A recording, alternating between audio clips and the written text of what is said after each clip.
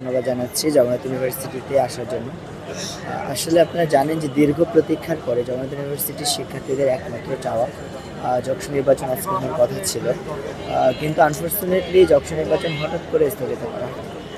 এখন সবথেকে দুঃখের বিষয় হলো শিক্ষার্থীদের নির্বাচন স্থগিত করেছে সিন্ডিকেট। বাট সিন্ডিকেট নির্বাচনের মিটিংয়ে বসার আগে কোনো শিক্ষার্থীদের মতামত নেয়নি, কোনো প্যানেলের মতামত নেয়নি, কারোর কোনো মতামত নেই। এই জায়গা থেকে এটা আমরা মনে করি তারা একটা স্বৈরতান্ত্রিক মনোভাবের পরিচয় দিয়েছে। তো এটা নিয়ে আমাদের শিক্ষার্থীরা আসলেই সংক্ষুব্ধ, কারণ প্রত্যেকটা শিক্ষার্থী সেই সকালবেলা ঘুম থেকে উঠে কাকডাকা ভোরে এই শীতের মধ্যে ক্যাম্পাসে এসেছে নির্বাচনে ভোট দেওয়ার জন্য। আমাদের বোনেরা সেই দূর দূরান্ত থেকে এসেছে, সকালবেলা এসেছে, তাদের সার্বিক কার্যক্রম সব কিছু বাদ দিয়ে তারা এখানে ভোট দেওয়ার জন্য আসছে। কিন্তু বাস্তবতা হলো এর চেয়ে দেখি যে হঠাৎ করে নির্বাচন স্থগিত। এই বিষয়টা আসলে যেমনভাবে অনাকাঙ্ক্ষিত তেমনভাবে আসলে কষ্টের।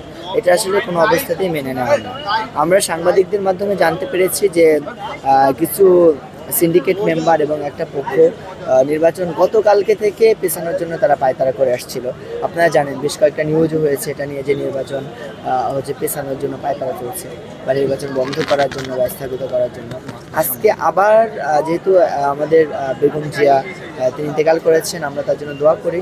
তিনি অন্যায়ের পক্ষে সবসময় লড়াই করেছেন, আল্লাহ তাআলা যাতে তাকে একজন শহীদ হিসেবে কবুল করেন। তো তার প্রতি সম্মান আমাদের সবার।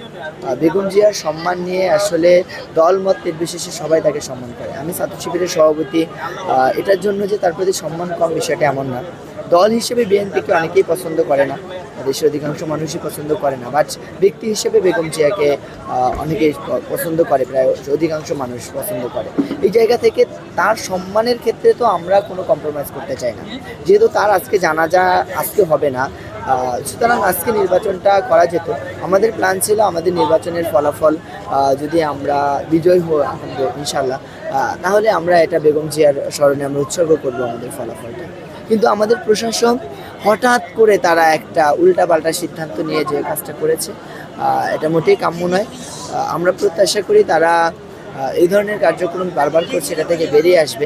আরেকটা বিষয় হচ্ছে আজকে আমাদের সকলগুলো প্যানেল আমরা বসেছিলাম একসাথে, আমরা সর্বসম্মতিক্রমে আমরা একমত হয়েছি যে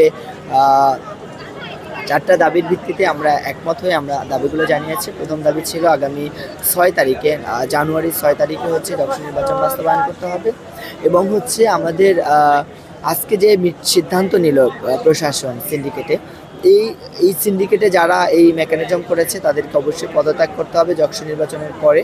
আর একটা বিষয়, যক্ষ নির্বাচন আগ পর্যন্ত বিশ্ববিদ্যালয় প্রশাসন কিংবা নির্বাচন কমিশন কাউকে পদত্যাগ করা যাবে না, সবাইকে তার পদে বহাল থাকতে হবে। এবং হচ্ছে নির্বাচন কমিশনের যে এবং প্রশাসনের যে আজকে কাজটা এটা ক্লিয়ার করতে হবে যে তারা কার কথায় প্রভাবিত হয়ে আসলে এই ধরনের একটা শিক্ষার্থী বিরোধী একটা সিদ্ধান্ত নিয়েছে, এটা তাদেরকে খোলাসা করতে হবে। এগুলো আমরা দাবি জানিয়েছি, বিশ্ববিদ্যালয় প্রশাসন একমত হয়েছে। তবে আমরা এটা বিশ্ববিদ্যালয় প্রশাসনের স্পষ্ট ব্যর্থতা হিসেবে উল্লেখ করব এবং সিন্ডিকেট মেম্বারদের স্বৈরতান্ত্রিক আচরণের একটা বহিঃপ্রকাশ হিসেবে দেখছি আমরা।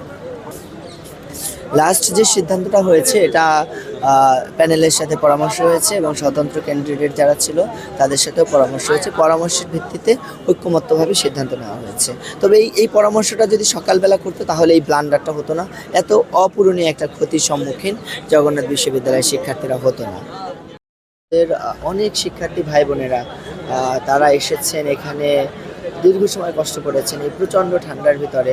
আমাদের আসলে তাদের কাছে ক্ষমা চাওয়া ছাড়া আলটিমেটলি কিছু বলার নেই। অনেক ভাই বোনেরা এখানে এসেছেন, আমাদের জন্য দোয়া করেছেন। যেমন হচ্ছে কিছুক্ষণ আগে কিছু ভাই বোনেরা এসেছেন, বোনেরা এসে বললেন যে ভাই আমরা সারা রাত হচ্ছে ঘুমাইনি, আমরা তাহাজ্জুদ করেছি, আপনাদের জন্য দোয়া করেছি, সকালবেলা নির্বাচন করতে এসে দেখি নির্বাচন হচ্ছে না। তারা এখানে মলিন মুখ নিয়ে ফিরে গেছে। তো আমি তাদেরকে আসলে কি বোঝাবো? এই জায়গা থেকে যে সে তো নিঃস্বার্থভাবে এখানে এসেছে, ক্যাম্পাসকে ভালোবেসে এসেছে, সে তার যোগ্য প্রতিনিধিকে বাছাই করার জন্য এসেছে, আলটিমেটলি সে তো আশাহত হয়েছে। এভাবে প্রশাসন আমাদের পুরো 17,000 শিক্ষার্থীকে আশাহত করেছে।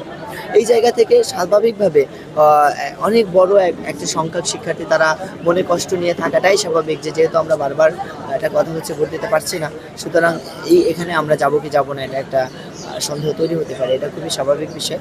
তবে আমরা আমাদের ভাই বোনদের প্রতি বিনীতভাবে অনুরোধ করব যে আমরা আপনাদের কাছে আন্তরিকভাবে ক্ষমা প্রার্থনা করছি এবং আমরা ইনশাল্লাহ 6 তারিখে নির্বাচনটা আমরা আদায় করব। আসলে কোনো জিনিস স্বাভাবিকভাবে প্রশাসন দেয় না বা দিবেও না, এটা আদায় করে নিতে হবে। তো 6 তারিখে নির্বাচনটা আদায় করে নিতে হবে, এটাই হচ্ছে আমাদের আলটিমেট ফাইন্ডিংস।